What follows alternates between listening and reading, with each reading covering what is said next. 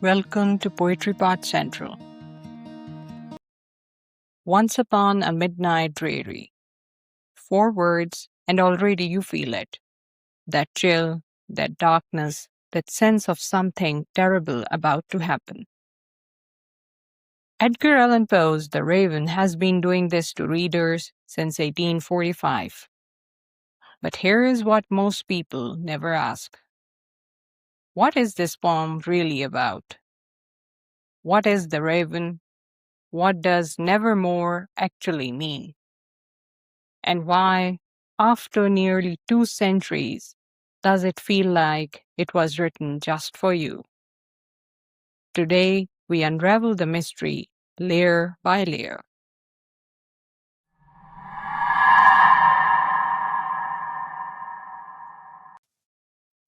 Edgar Allan Poe was born in Boston in 1809.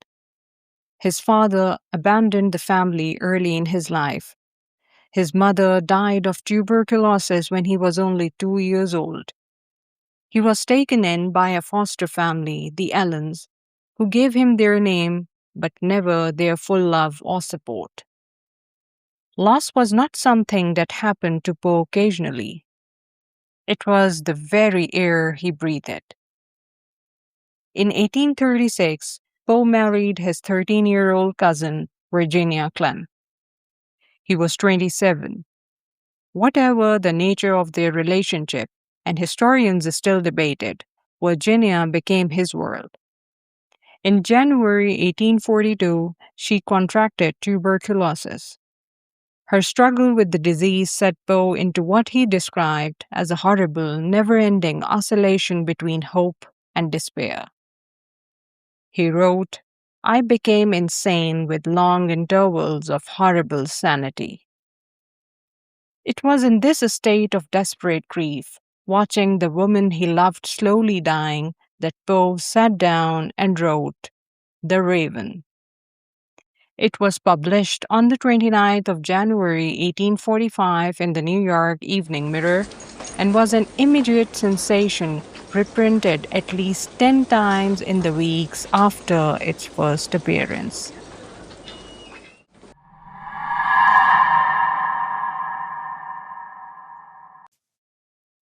On the surface, The Raven tells a simple story. A grieving man alone at midnight. A mysterious bird flies in through his window.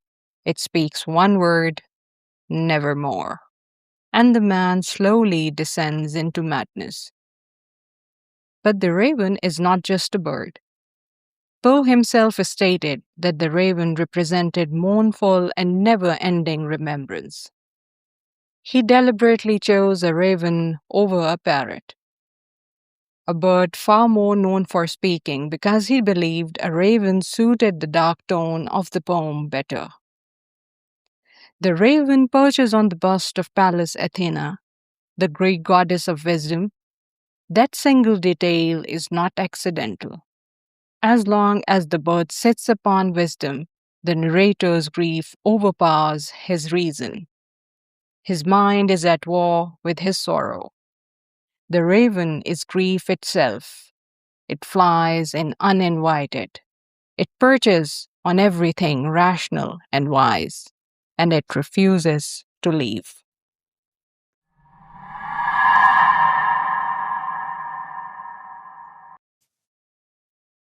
The narrator asks the raven increasingly desperate questions.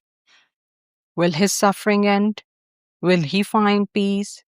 Will he ever see his lost love, Lenore, again in heaven? And to every question, to every desperate human hope, the raven answers with one devastating word, nevermore. Poe wanted to show the fine line between rational thought and madness, and how strong emotions such as grief can push a person into irrationality. The narrator knows the raven is just a bird. He knows it does not understand his questions, and yet he keeps asking. Because grief does that. It makes us ask questions we know have no answers, and it tortures us with the silence where the answers should be. Nevermore is not just a word in a poem. It is the sound of grief answering every hope you have ever had.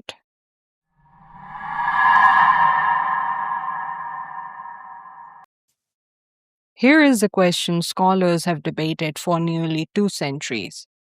Because the narrator is in a secluded state, there is no genuine evidence to confirm whether the raven is real or a construct of his own imagination. Think about it. The poem happens at midnight. The narrator is exhausted, grieving, and possibly drinking. He hears tapping at his door, opens it, finds nothing. Hears it again at his window. The raven enters, and from that moment, the entire poem could be happening inside a shattered mind rather than in a real room. Poe's masterpiece explores how the human mind deals with death and the inescapable nature of grief and its ability to destroy. Whether the raven exists outside the narrator's mind almost does not matter.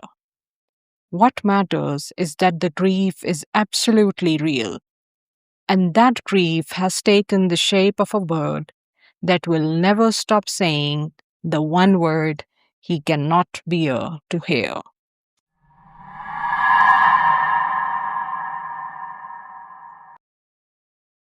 The Raven did not just make Edgar Allan Poe famous. It fundamentally changed American poetry and popular culture. Before this poem, American literature was often seen as less sophisticated than European works. Poe created something undeniably American, yet capable of standing alongside any European poem in terms of craft and emotional power.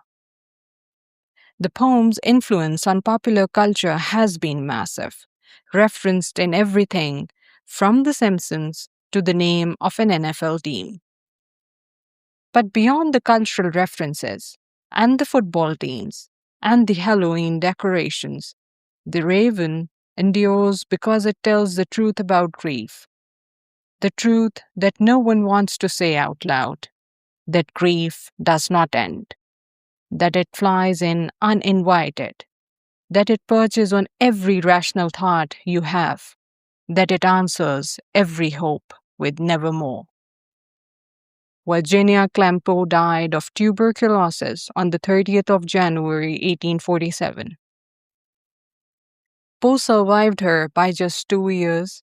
He died in Baltimore in 1849 under mysterious circumstances at the age of 40.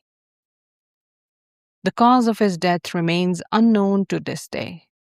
He wrote the most haunting poem in American literature about a grief he had not yet fully lived. And then the grief consumed him too. Once upon a midnight dreary. The mystery is not what the raven means.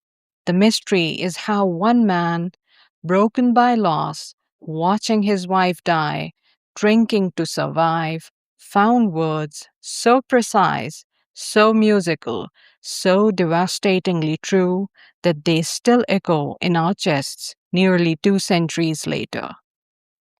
That is the genius of Edgar Allan Poe, and that is why the raven will never stop haunting us. If this video moved you, please hit the like button and subscribe to Poetry Pod Central. This is episode 4 of our series, The Greatest Poems Ever Written. New episode every week. Hit the bell icon so you never miss one. We will see you in the next one.